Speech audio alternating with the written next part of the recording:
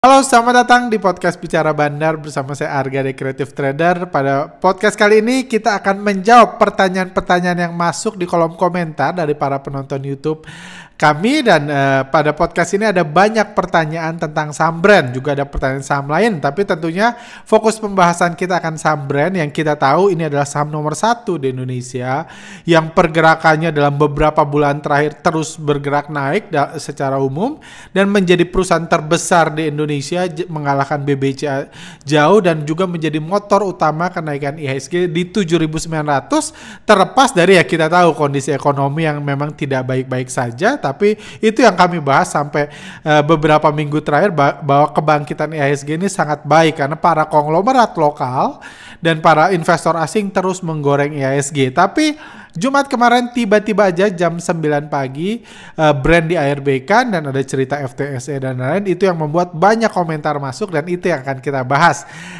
pada podcast kali ini. Langsung aja saya menjawab pertanyaan-pertanyaan yang masuk. Jadi ini juga sebenarnya ada kabar baik dari kejadian ini, ada berkah karena kalau Anda sering follow kami di Telegram, sering dengar podcast, Anda tentunya mendengar beberapa bulan terakhir ini saya mengkhawatirkan saudara-saudara kita, teman-teman, para fundamentalis. Fundamentalis itu mereka yang menggunakan analisa almarhum fundamental, di mana mereka menghilang begitu aja. Jadi sebelum FCA brand, mereka itu terus secara aktif mendoakan supaya brand hancur kayak gitu. Terus waktu itu saya agak sedikit tegur, yang membuat banyak mereka sakit hati, mengatakan mereka itu punya mentalitas miskin karena mereka fokusnya bukan cuan, tapi fokusnya adalah mendoakan supaya saham lain hancur. Itu jelas bukan sesuatu mentalitas yang baik, yang tentunya akan sangat buruk buat orang itu sendiri kalau punya mentalitas itu. Tapi pada saat itu kita tahu, pada saat itu brand di FCA account mereka berpesta-pesta menyerbu kolom komentar kami. Waktu itu saya menjelaskan semuanya tentang masalahnya, tentang akuisisi BEI yang diperlukan, tentang kalau FCA selesai harga saham brand akan lebih tinggi lagi dari BBCA. Semuanya saya jelaskan dan semuanya sudah terbukti benar. Tapi ketika semua sudah terbukti benar, mereka menghilang begitu saja. Tidak ada di kolom komentar, tidak ada. Saya yakin mereka sudah lama berhenti trading, jadi tidak komen. Jadi kami pun sepi. Kebetulan pada saat itu juga dalam memang 3 bulan ini sampai bulan ini fokus saya memang liburan.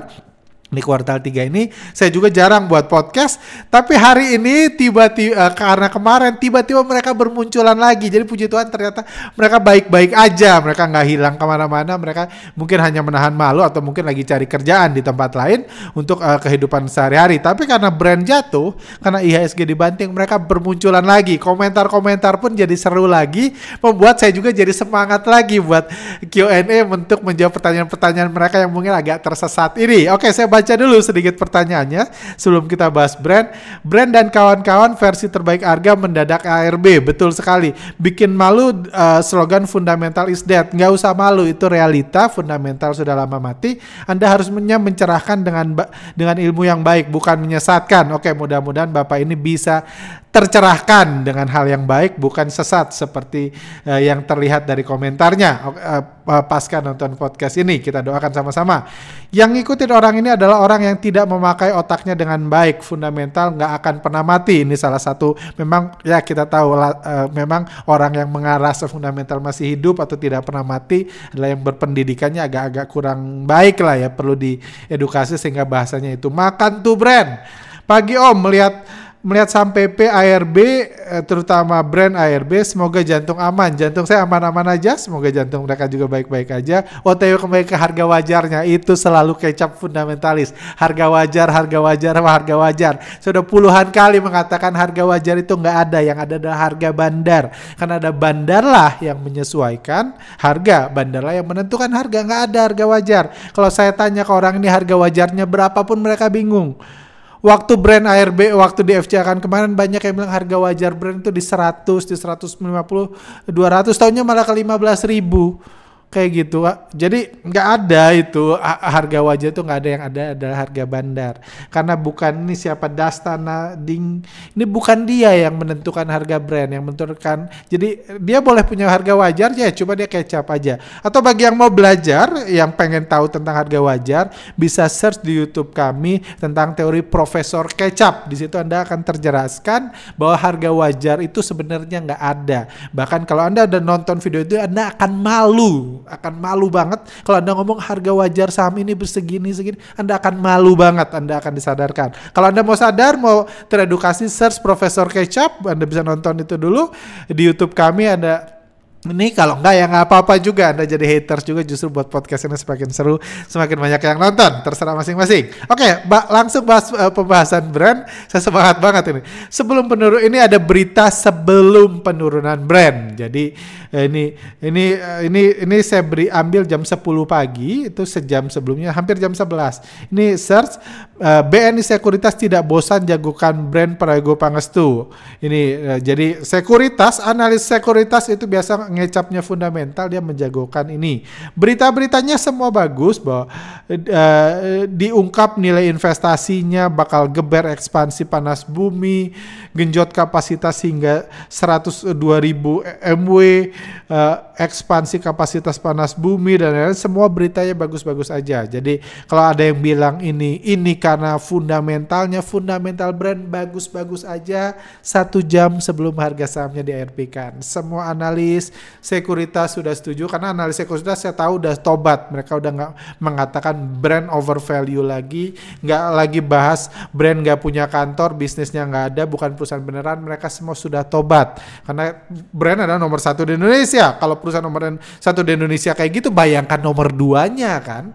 Yang nomor 1 aja seperti itu. Mereka sudah tobat. Jadi analis manapun tidak memprediksi kejatuhan brand sampai sebelum pembukaan market. Jadi ini kejatuhan yang sangat tiba-tiba yang membuat podcast ini jadi seru pembahasannya. Jadi kita tahu tiba-tiba aja harga brand ditutup ARB, dibuka dalam kondisi ARB turun 20%, turun 2.200 ke 8.225. Sorry tadi saya sebut brand 15.000, koreksi sedikit. Brand kalau nggak salah tertingginya di 11.000 atau 12.000. Saya suka lupa ketukar-tukar saham. Oke, lanjut ke pembahasan brand sendiri. Jadi kenapa ARB?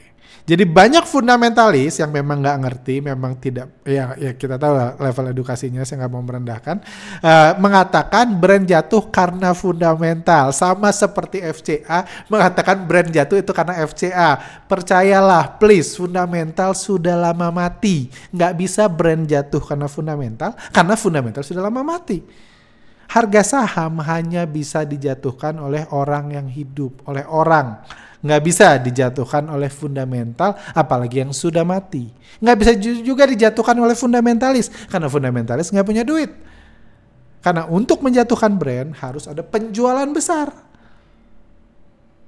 Kalau fundamental nggak punya duit, nggak punya saham brand, dia nggak bisa menjatuhkan. Bisa ngomong, bisa ngecap, bisa jadi haters, terserah. Tapi nggak bisa menjatuhkan brand. Jadi tutup ya, saya harap saya sampai sini aja mengatakan bahwa, menjelaskan bahwa brand bukan jatuh karena fundamental. Saya udah katakan brand itu fundamentalnya nggak ada. Nggak mungkin dia jatuh karena fundamental, kan fundamentalnya nggak ada. Kayak gitu. Kalau misalnya ada perusahaan, let's say berasumsi di imajinasi seseorang fundamental masih hidup, perusahaan bangkit karena perusahaan ini punya pabrik, harga sahamnya tinggi karena perusahaan ini punya pabrik, pabriknya beroperasi dengan baik, memberikan untung yang besar yang membuat harga sahamnya tinggi. Ketika pabrik itu kebakar, fundamentalnya kebakar juga. Jadi bisa jatuh karena fundamental. Itu kalau perusahaan yang punya kalau saham yang punya perusahaan. Brand kan gak ada. Jadi apa yang mau hancur? Apa yang mau kebakar? Kantornya di Google Map aja gak ada. Kayak gitu. Kalau Anda lihat foto-foto brand, ini kan kalau Anda lihat berita-berita brand, ada gambar pipa-pipa gini, Anda kalau search, ini pipanya brand juga bukan. Ini gambar pipa diambil dari foto kalau nggak salah 7-8 tahun lalu ketika brand aja belum ada. Kayak gitu ya. Jadi biasanya ini foto Pak Prayogo Pangestu kan. Jagokan brand Prayogo Pangestu, kan ini bukan perusahaan beneran. Ini hanya dokumentasi, hanya divisi, bukan dokumentasi, hanya divisi, hanya di atas kertas aja gitu loh. Kayak gitu. Jadi nggak ada yang bisa kebakar, kertasnya kebakar ya di print lagi. Kayak gitu. Harus diganti. Jadi selesai di sini ya bahwa brand tidak jatuh karena fundamental sudah lama mati dan brand tidak ada fundamental. Jadi nggak mungkin, mustahil. Kayak gitu. Oke, sekarang kita bahas kenapa brand jatuh. Karena brand tetap jatuh kan, walaupun fundamental sudah mati. Tak penuhi ketentuan free float, emiten Prayogo Pangestu brand. Kita lihat di sini. Brand itu disebut emiten Prayogo Pangestu. Karena itulah brand emiten Prayogo Pangestu. Kalau Bumi kan disebut emiten batubara. PTBA disebut emiten batubara. Unilever dibilang emiten consumer good. Karena itu bisnisnya. Kalau ini emiten Prayogo Pangestu. Jadi please belajar. Didepak dari indeks FTSE kayak gitu. Jadi FTSE Russell bakal mengeluarkan Prayogo Pangestu dari PT brand dari indeks FTSE Global Equity Indonesia. Beralasan, jadi kenapa dikeluarkan? Beralasan karena tidak mematuhi aturan ihwal ketentuan free float atau jumlah saham yang beredar di pasar reguler yang tertuang dalam aturan bla bla bla gitu. Brand dikeluarkan pada Rabu 25 September, jadi belum dikeluarkan, semua belum dimasukkan, heboh lah ini. Jadi seru. Hal ini disebabkan oleh 4 pemegang saham yang mengendalikan 97% dari total saham yang beredar di Barito Renewables Energy, tulis FTS. Jadi singkatnya, brand dikeluarkan karena 97%-nya saham ini hanya dikuasai oleh 4 pemegang saham. Anda kalau nonton video kami di belakang, banyak orang mengatakan, saya ini buzzer brand. Saya pengen investor retail beli brand. Saya bilang, bukan. Saya nggak pengen Anda beli brand. Saya nggak pengen, saya secara tegas, saya nggak pengen, ini waktu FCA kemarin ya, saya nggak pengen retail beli brand. Karena kalau retail beli harganya hancur. Kayak gitu. Jadi saya nggak pengen. Yang saya pengen kalau bisa menurut saya pemegang saham brand itu cuma 3. Saya mengatakan itu. Cuma 3 aja.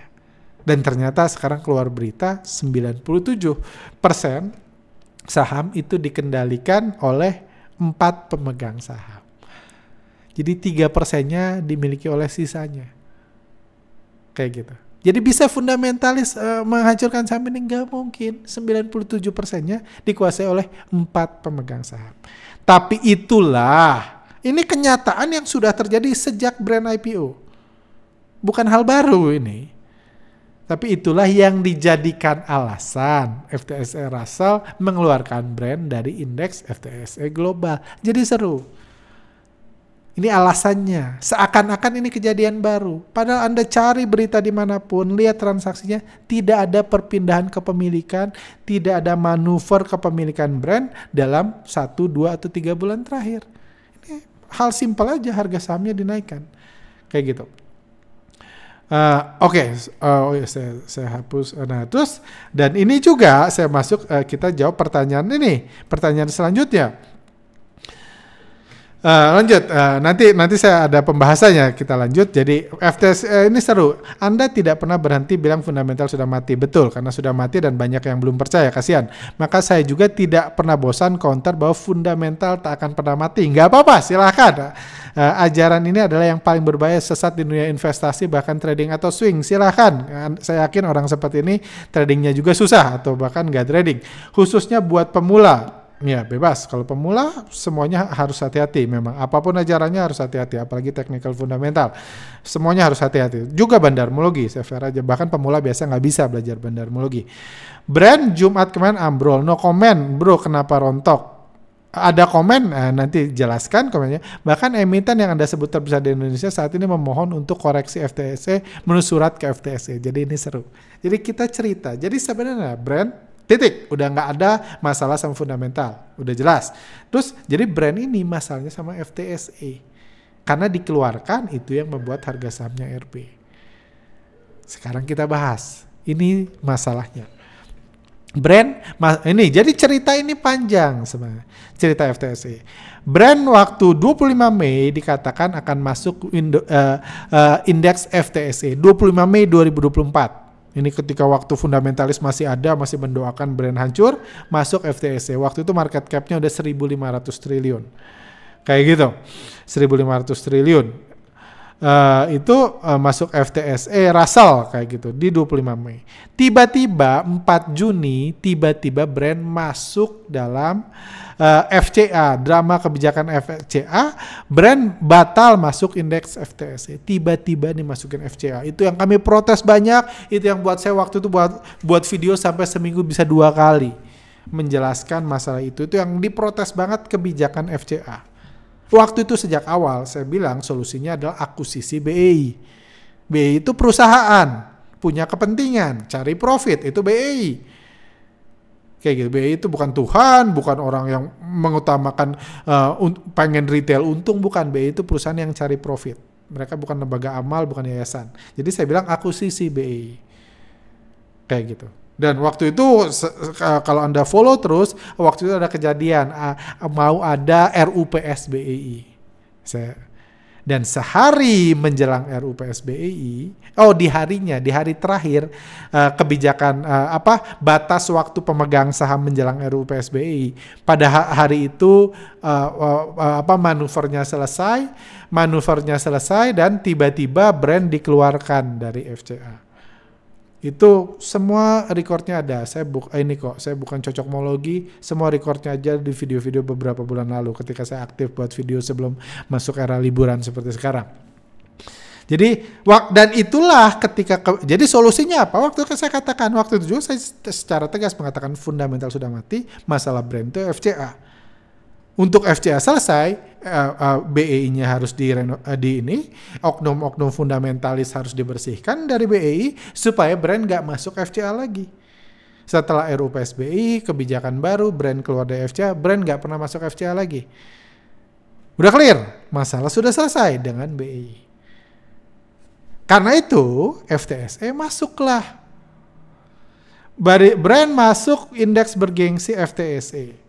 Berdasarkan masuk indeks mulai, ini jadi menarik ya. Jadi pengumumannya diumumkan 23 Agustus 2024, tapi baru mulai masuknya 23 September. Hari ini ketika podcast ini dibuat 22 September. Jadi baru Senin besok rencananya masuk. Jadi kalau nggak salah apa itu indeks ini? Indeks global equity itu ada 40.000 emiten di seluruh dunia yang dimasukkan ke indeks ini. Dan di Indonesia ada banyak, bukan cuma brand yang masuk ini. Yang masuk yang rencananya masuk 23 September ini ada BRIS, brand, yang masuk, yang keluar Cepin, Goto, KLB, FMSP, UNTR. Jadi kalau Anda bilang ini penting fundamental, nggak penting. Orang luar juga tahu fundamental sudah mati. Goto aja masuk kok kayak gitu. Jadi nggak ada urusannya seperti itu. Bahkan di saham-saham seperti Woods, Microcap, KF ini pernah masuk. Ingat KF? Nggak ingat kan? Nggak tahu ini perusahaan apa. Ini juga pernah masuk. Aisyah, ingat nggak Aisyah yang digerebek, yang sempat tutup, sempat gocap itu juga masuk ke large cap. Jadi please, ini nggak soal fundamental. Fundamental sudah mati, semua orang tahu kayak gitu. Kayak gitu. Jadi ini yang jadi intinya FTSE itu ada 40.000 saham, brand masuk situ. Puji Tuhan. Bagus kayak gitu. Dan ketika masuk ini memberikan izin buat membuka jalan buat brand untuk menjual sahamnya ke fund manager asing, ke reksadana lokal. Itu yang berulang kali saya katakan di setiap pembahasan brand, bahwa brand bandar, supir angkot itu pengen jualnya ke fund manager, bukan jual ke retail. Retail nggak punya duit 1.500 triliun, nggak usah diusahakan juga, nggak usah.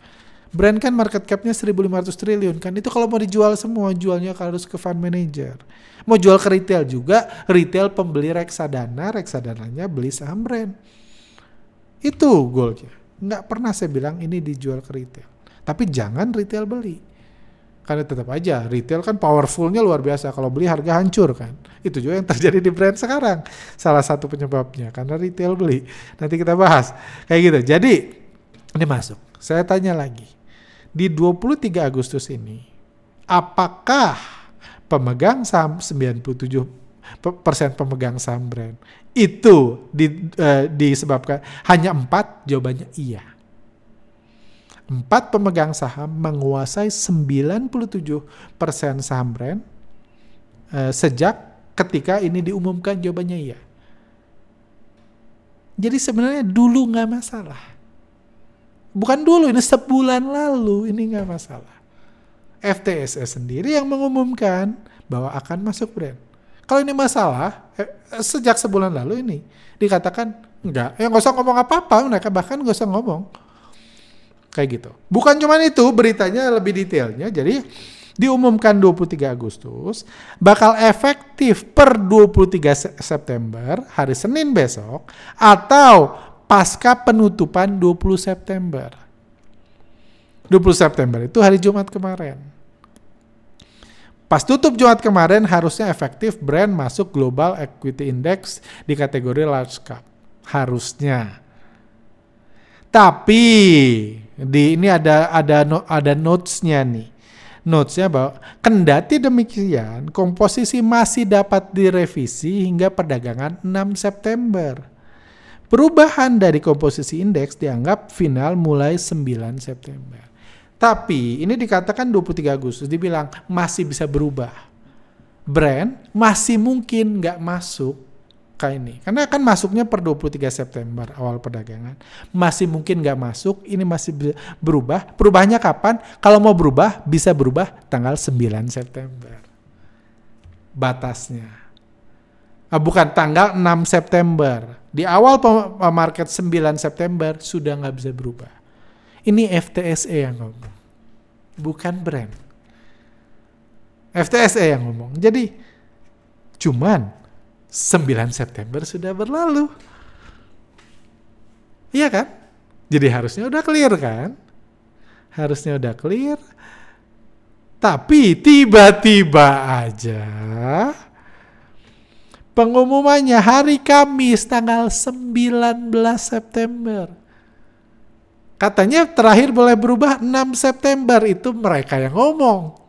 Tiba-tiba aja tanggal 19 September mereka ngomong lagi, oh nggak bisa masuk karena tidak sesuai dengan kebijakan free float bla bla bla bla bla bla bla bla bla. Karena 97% saham brand dikuasai oleh 4 pemegang saham. Ini mereka semua yang ngomong loh. Yang masukin brand ke large cap itu FTSE yang ngomong. Yang bilang bakal berlaku 23 September mereka yang ngomong. Batas perdagangan sebelum masuk FTSE itu 20 September mereka yang ngomong. Mereka yang ngomong juga masih boleh berubah tanggal 6 September mereka yang ngomong. Mereka juga yang ngomong tanggal 9 September sudah nggak bisa berubah. Mereka juga yang merubah hari Kamis tanggal 19 September. Karena kebijakan free float yang sudah terjadi sejak saham ini IPO. Dan ini dikonfirmasi kalau Anda punya sistem bandarmologi, memang kepemilikan retail di brand itu cuma 0,7%. 66,8%-nya dimiliki big player, 32,5%-nya dimiliki oleh hidden big player. Kayak gitu. Memang mayoritas itu dikuasai mereka sejak dulu. Tidak ada perubahan kepemilikan dari Agustus ke September. Kalau diputuskan September, kalau data kepemilikan itu ada sampai di awal bulan September ada data baru. Kalau FTSE mau merubah, mau melihat datanya, harusnya udah tahu dari awal September, masih bisa dirubah sebelum tanggal 6 September. Tapi enggak. Dibiarin, boleh-boleh aja. Beritanya sampai minggu lalu masih muncul karena udah confirm. Tiba-tiba mereka ganti. Kayak gitu. Mereka ganti hari Kamis, padahal katanya cuma boleh ganti sampai tanggal 6. Ini semua mereka yang ngomong. Jadi lucu ketika Anda menyalahkan brand karena brand nggak ngomong apa-apa di sini. Nggak melakukan apa-apa. Pergerakan brand, kalau kita lihat pergerakan big playernya, retail nggak usah dibahas di sini. Pergerakannya kita lihat sebelum kebijakan itu ada akumulasi, baru beberapa hari terakhir, mungkin ketika kisruh atau tidak terjadi kesepakatan turun, baru ada distribusi, terjadi kemarin, hari Jumat kemarin ketika harga sahamnya RB. Distribusinya juga nggak besar, cuma segini. Ini cuma berapa? 132 miliar distribusinya. Cuma 132 miliar, jadi nggak besar distribusinya. Nggak ekstrim, banyak, ada hari-hari mereka distribusi lebih besar. Seperti itu. Nah, walaupun nggak besar, ini kalau foreign flow 2.0, kita lihat, ini kan digorengnya oleh foreign & co. Ini yang orange, yang pink ini foreign & co-nya distribusinya terbesar 3 bulan terakhir. Jadi tapi sebelumnya kita lihat indikator foreign flow foreign & co-nya itu masih di sini. Jadi sebelumnya masih diakumulasi karena antusias. Per Senin ini harusnya masuk FTSE 3000 FTSE. Masuk FTSE per hari Senin ini, tapi tiba-tiba hari Kamis malam dirubah. Hari Jumat ARB, kalaupun Jumat mau jualan, cuman jualan segini. Jadi nyangkut mereka-mereka yang besar-besar. Mereka yang besar-besar nyangkut kayak gitu. Karena kebijakan ini kayak gitu. Sekarang saya tanya, masalah fundamentalnya di mana? Salah brandnya di mana, saya tanya. Kan nggak ada kan, semuanya masuk gitu, nggak ada yang masalah.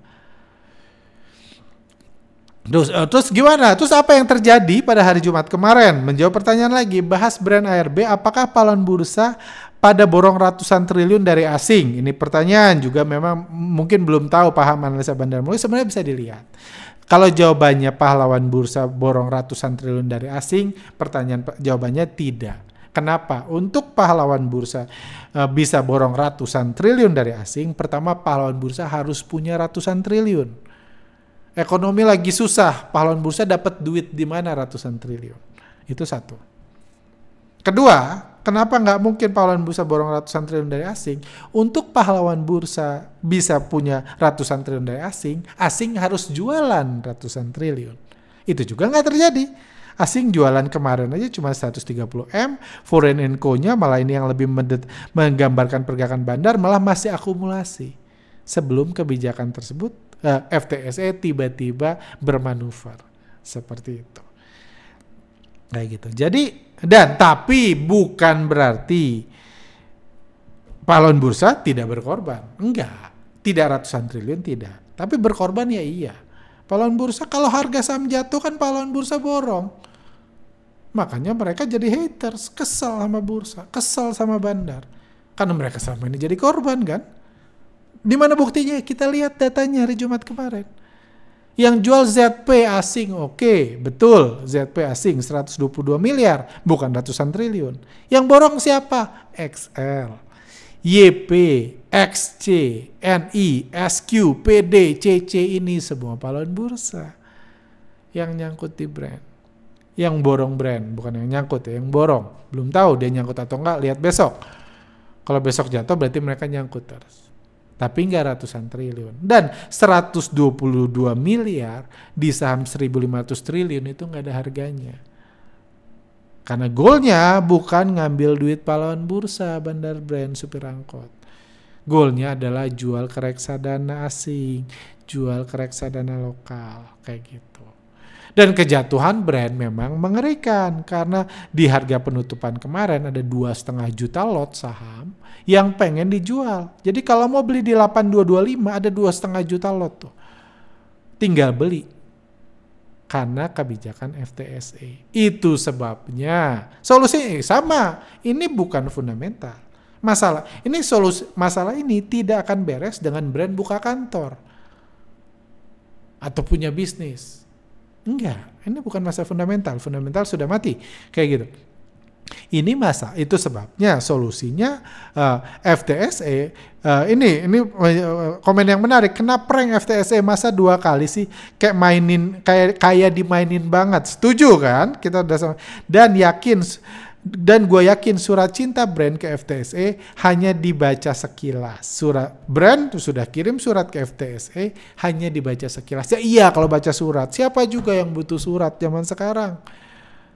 Kayak gitu. Orang lebih suka nonton Instagram daripada baca surat. Main Instagram, main TikTok daripada surat. Siapa juga yang butuh surat? Surat itu harus disertai komitmen, harus disertai reward. Kayak gitu. Ngasih surat isinya cek, bisa dibaca.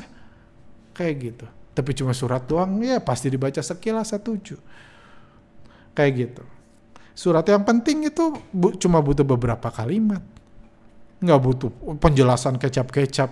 Kecap itu cuma buat fundamentalis. Mau ngerjain indeks tapi dijegal sama level yang jauh lebih pro, makanya sowan dong. Jadi ini seru. Jadi kalau kita simpulkan, pertama, tidak ada masalah dengan almarhum fundamental. Itu pertama. Dan yang seru, yang buat ini seru, ini sebenarnya latar belakang manuver FTSE untuk brand ini apa sih? Latar belakangnya apa nih? Kenapa mereka mengumumkan? Mereka yang mengumumkan tanggal 23 Agustus, aktif per 23 September. Kenapa mereka yang mengumumkan? Ini bisa dirubah sampai tanggal 6 September, tapi 9 September sudah tidak bisa dirubah. Kenapa mereka juga mengumumkan tanggal 19 September, tiba-tiba gua boleh ngerubah?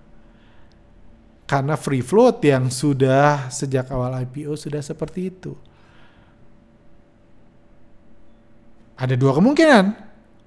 Pertama, mungkin FTSE memang pengen bangun hubungan dulu lebih baik dengan supir angkot.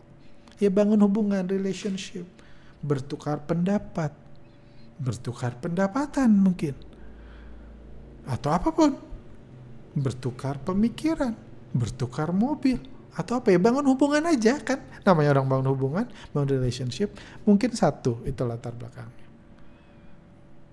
Kedua, yang bakal ini jadi berdarah-darah, yang bakal jadi musibah buat IHSG, kejatuhan IHSG, kalau kebijakan FTSE ini disebabkan karena pihak-pihak yang selama ini sudah berteman dengan FTSE, tidak suka dengan banyak teman-teman FTSE yang sudah punya kenal baik dengan FTSE, itu tidak suka dengan supir angkot. Makanya dijebak. Kayak gitu. Tapi saya tahu di dunia ini semuanya ujung-ujungnya duit. Kayak gitu. Jadi ini memang butuh adjustment. Memang brand dalam kondisi sulit. Kalau sahamnya ya, kembali lagi, sahamnya sama seperti FTSE kan. Sama seperti FCA. Saya nggak pernah masalah dengan sahamnya. Berulang kali nggak masalah, mau jatuh juga. Saya masalah dengan masalah politisnya. Akuisisi BEI fokus saya. Pergantian kepemimpinan di BEI, fokusnya kan itu. Setelah itu beres, terbang dengan sendirinya. Karena tetap 97% saham ini dikuasai oleh 4 pemegang saham. Yang tentunya nggak mau saham ini hancur. Yang punya mimpi besar buat brand. Tapi namanya dalam sebuah perjuangan, kita harus menghargai pengusaha itu sering jatuh bangun, kena kebijakan, kena pemerintah atau regulator, dan lain, mereka sudah biasa dan memang harus sowan, harus punya hubungan lebih baik, dan kita harapkan ini the next step for brand. Kita tahu brand ini bisa jadi perusahaan terbesar di Asia. Kayak gitu. Dengan di bawah komando supir angkot, BCA itu nggak ada apa-apanya dibanding brand. Tapi tentunya untuk jadi terbesar Asia ternyata nggak gratis. Ada banyak pihak-pihak yang karena kalau saya tahu kalau BEI bisa diakuisisi, tapi kalau FTSE menurut saya enggak. Tapi butuh hubungan lebih baik. Mungkin butuh tukar pendapat dengan para penguasa lain juga di indeks FTSE. Penguasa lain juga ya butuh sowan, butuh bangun hubungan. Ketika itu terjadi, kita percaya tentunya brand akan bangkit kembali. Itu doa kita. Kurang lebih seperti itu ya. Sudah jelas semuanya kan? Oke, sekarang saya jawab pertanyaan-pertanyaan. Udah berapa menit ini saya? Udah 33 menit. Oke, saya bahas jawab pertanyaan cepat aja. Mau tanya Pak, kalau misal brand valuasinya per 5 kali, PBV setengah kali, apa bisa ARB seperti ini? Atau turun wajar? Bisa aja. Kalau Anda mengerti, Jadi Anda nonton dulu. Ya ini memang newbie semua sih yang nanya-nanya gini. Jadi belum paham harga saham naik turun itu nggak ada hubungannya sama PER sama PBV. Untuk banting tinggal dipencet aja ARB sendiri. Anda nonton video di YouTube kami dibilang live cara Bandar menggoreng saham kalau nggak salah, kurang lebih kayak gitu. Itu video di itu saya tunjukkan cara menggerakkan harga. Per 5 kali, per setengah kali, ada per sampai negatif juga banyak, per 1 kali juga ada, nggak naik-naik ARB bebas, Bandar mah bebas. Tidak ada hubungan sama sekali sama per 5 kali PV, semuanya bakal bisa ARB kapan aja kalau supir angkot banting. Itu saya jamin. Sama seperti kalau per 500 bisa arah nggak ya bisa kalau digoreng supir angkot. Selesai. Nggak ada hubungan ya, please. Kayak gitu. Tolong kok diungkit-ungkit mulu nih fundamental. Intinya Pak Arga sering upload konten kalau brand lagi naik untuk hina-hina BBRI. Pas udah turun langsung senyap, kontennya salah. Kalau Anda nonton video pelajari ini contoh haters yang baru bangun sekarang, dia nggak tahu saya nggak aktif buat konten, saya fokus liburan 3 bulan terakhir ketika brand naik, ketika IHSG naik. Bahkan sorry saya jadi jarang buat konten karena saya fokus ngurusin yang lain. Nggak ada, saya justru seru ketika brand turun. Podcast kami paling rame itu ketika brand turun, bukan ketika brand naik. Kayak gitu ya, jadi salah banget ini, nggak ngerti. Justru fundamentalis lah yang aktif ketika brand turun, karena selama ini mereka nggak trading, mereka hanya mendoakan supaya brand turun, ketika brand turun mereka muncul lagi. Saya sih nggak senyap, saya ngomong-ngomong aja, saya jelaskan semua masalahnya kok. Oke, lanjut. Menurut pengalaman dan kesimpulan Abang, kunci sukses trading supaya bisa seperti Bang Arga apa ya? Supaya bisa diikuti kita-kita yang masih pemula. Waduh, ini serius pertanyaannya. Oke.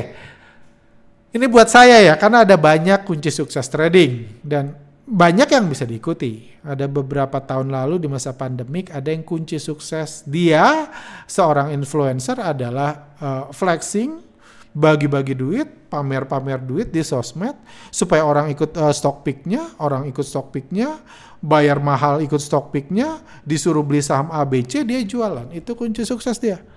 Karena bagi saya kunci sukses hidup mungkin panjang ya. Karena ini cuma bagi saya kunci sukses trading adalah ya hanya dapat profit aja. Itu ada cara. Ada misalnya kayak itu misalnya kerjasama sama konglomerat kalau dia udah terkenal untuk mengundang para value investor membeli saham-saham yang dia goreng sama konglomerat. Itu juga ada kunci sukses trading. Ada banyak kunci sukses, kembali lagi ya, ada banyak dan saya bukan orang paling sukses, kayak gitu. Cuman menurut saya yang penting itu adalah trading itu keinginan untuk belajar dan siap merasa salah. Mungkin yang paling penting itu siap merasa salah. Karena saya menemukan banyak orang gagal dalam invest dan trading karena dia tidak siap merasa salah. Ini saya nggak lagi ngomongin fundamentalis yang ngotot fundamental belum mati, bukan itu. Ini lagi ngomong semua, siap merasa salah. Itu termasuk bahwa Anda beli sahamnya, Anda yakin sahamnya akan digoreng Bandar, tiba-tiba Bandar distribusi, Anda harus keluar tapi Anda harus cut loss. Sebagai trader, sebagai investor, Anda harus siap merasa salah. Oke, nggak apa-apa, saya salah, saya harus keluar, saya harus cut loss. Anda harus siap berubah. Bursa berubah, Bandar berubah, ya jelas saham pun berubah. Kebijakan berubah. Anda harus siap. Saya yakin supir angkot hari ini nggak lagi depresi. Gila, gue dikerjain sama FCA, kurang ajar, maki-maki segala macam, mendoakan supaya supaya FTSE segera hancur kayak gitu. Enggak, mereka bukan fundamentalis yang mendoakan kayak gitu. Mereka buat surat, mereka bangun komunikasi, mereka berusaha, ada perubahan, mereka dealing sama challenge yang ada. Demi kesuksesan, demi menjadikan brand perusahaan nomor 1 di Asia at least. Perusahaan terbesar di Asia. Kayak gitu. Jadi Anda harus siap merasa salah, harus siap berubah, jangan ngotot. Sebagai retail Anda nggak bisa ngotot karena yang ngatur semua Bandar. Nggak bisa ngotot, harus terima. Jangan sombong juga. Kalau mau trader ya, kalau mau jadi influencer beda. Kalau mau jadi trader jangan sombong juga. Anda nggak bisa sombong, ngerasa naik karena Anda, gua hebat. Yang goreng itu bukan Anda. Yang goreng bandar, Anda ikutin. Anda ketika Anda beli saham di goreng bandar, Anda bersyukur, jangan sombong. Ini karena bandar naikin harga saham yang saya beli. Toh yang naikin bukan saya. Ketika bandar berubah ya Anda berubah juga. Bandar jualan ya Anda ikut jualan. Menurut saya kuncinya itu. Ya, jadi memang butuh kedamaian, butuh pemulihan. Jadi memang ya saya kalau ngeliat komen-komen orang yang haters itu, saya yakin 90% mereka itu gagal di bursa saham. Based on komennya. Walaupun mereka terlihat ngerti fundamental, ngerti technical semua, saya yakin banget. Bukan karena isi dari komentarnya, tapi ketidakmauan dia berubah, kengototan dia.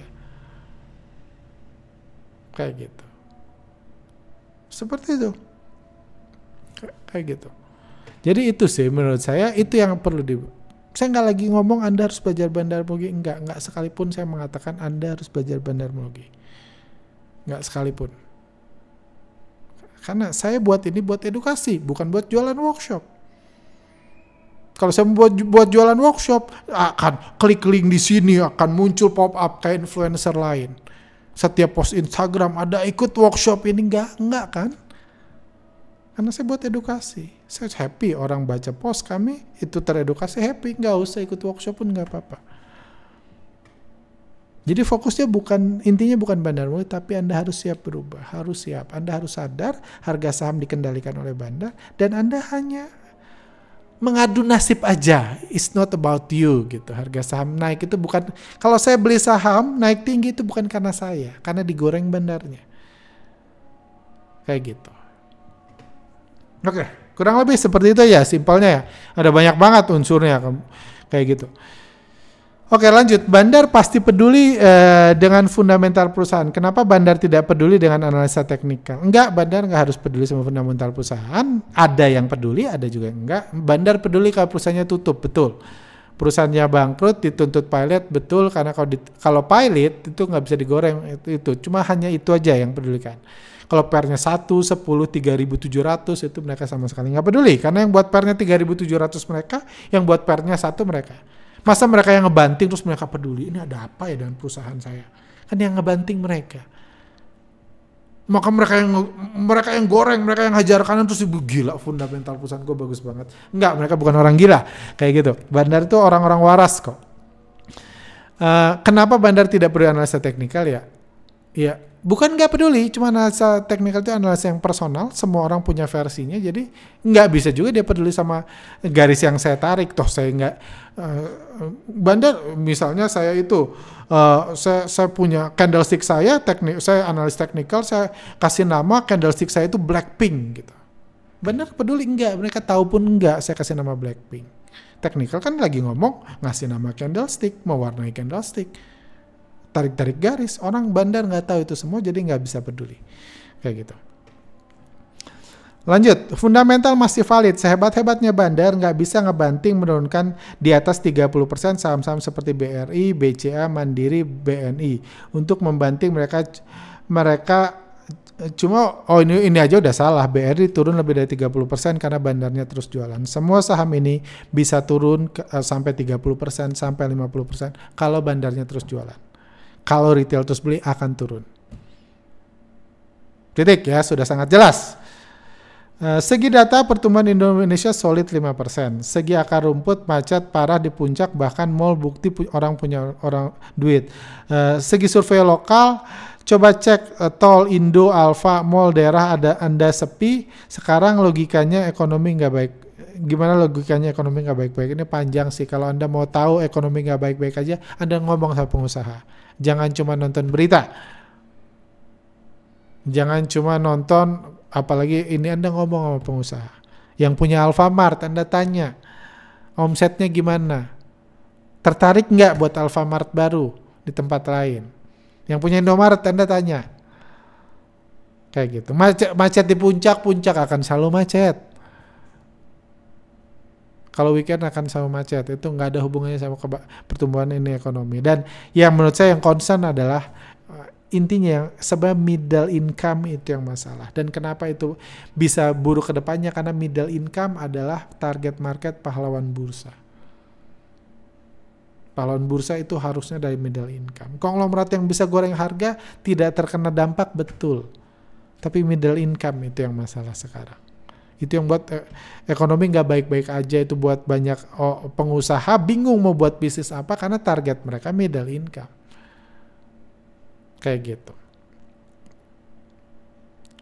Ini pertanyaan terakhir, mau tanya pertanyaan newbie Pak, untuk trading biasanya entry berapa kali ya Pak? Apakah langsung sekali 100% alokasi atau masuk cicil? Kalau Anda nanya kebiasaan saya masuk biasa antara 1 sampai 3 kali. Satu posisi. Cuman itu bukan kunci sukses atau gagal. Itu lebih cerminan dari karakter setiap trader atau investor. Anda harus cari tahu dulu. Nggak akan bisa ada buktinya orang yang entry sekali, 2 kali, 3 kali itu salah satu lebih sukses, nggak akan. Kayak gitu. Saya juga nggak selalu lebih untung masuk 2 kali daripada masuk sekali. Kadang-kadang ketika masuk sekali, udah itulah harga langsung terbang, baru masuk setengah, masuk lagi di atas, saya nyesel. Tapi pengalaman saya, karakter saya membuat saya memilih, saya lebih prefer masuk, ya kalau nggak sekali, 2 kali, 3 kali. Saya nggak suka tuh turun average down, itu sumber dari musibah. Kalau itu biasanya. Yang kedua, kira-kira ini kebiasaan saya, ini kembali lagi bukan kunci sukses trading, Anda harus putuskan sendiri. Yang kedua, kira-kira bagaimana alokasi portfolio hal ini ya Pak? Apakah lebih baik all in di beberapa saham lalu pantau tiap hari pergerakan supirnya atau banyak saham dalam satu waktu? Menurut saya jawaban ini sangat simpel. Bagi saya, saham sama dengan bisnis. Bisnis yang baik adalah bisnis yang bisa Anda urus. Bisnis yang bertumbuh adalah bisnis yang Anda urus, Anda perbaiki dari waktu ke waktu, Anda sempurnakan, Anda marketingin, Anda berapa bisnis ya terserah, Anda bisa ngurusnya berapa. Anda bisa nggak naruh orang kepercayaan di bisnis Anda dan Anda cuma dealing sama orang kepercayaan. Berapanya nggak ada nilainya, tapi yang penting harus diurus. Begitu juga dengan saham. Berapa saham yang sebaiknya dimiliki adalah sebanyak yang Anda bisa urus. Anda cuma bisa ngurus 3, milikilah 3 saham. Karena ngikutin 3 bandar itu nggak mudah. Apalagi kalau bandarnya gerakannya beda-beda. Ada yang satu udah mau ngejatuhin sahamnya ke jurang, ada satu yang lagi goreng, ada satu yang lagi diem aja bingung ngikutinnya. Apalagi punya 10. Tapi saya punya saat ini lebih dari 10 saham di portfolio saya. Bahkan lebih dari 20. Kenapa? Karena saya bisa ngurusnya. Saya punya strategi, saya punya manajemen, metode untuk mengurus semua saham yang saya miliki. Jadi nggak ada yang terlantar. Saham yang terburuk adalah saham yang terlantar. Itu aja intinya. Oke, semoga lancar rezekinya sama-sama buat hamba. Oke. Itu terakhir ya. Oke, ya sudah kalau itu terakhir. Sampai sini aja. Oke, thank you.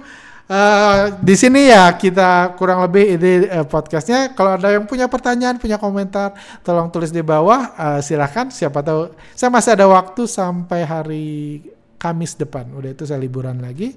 Sampai Kamis depan saya ada waktu untuk bahas. Mungkin kalau ada sesuatu yang menarik di brand, ada perkembangan menarik, saya ada waktu Kamis depan sebelum saya liburan lagi. Agak lama mungkin. Ini cuma itu aja. Thank you buat rekan-rekan. See you next time. Kita doakan supaya brand dan FTSE bisa segera berdamai, surat cintanya bisa diterima, ada hubungan baik, ada tukar pendapat. Ada tukar pendapat antara mereka dan akhirnya brand bisa masuk FTSE lagi dan jadi perusahaan terbaik yang mengharumkan nama bangsa di mata dunia. Oke, sampai sini aja. See you next time.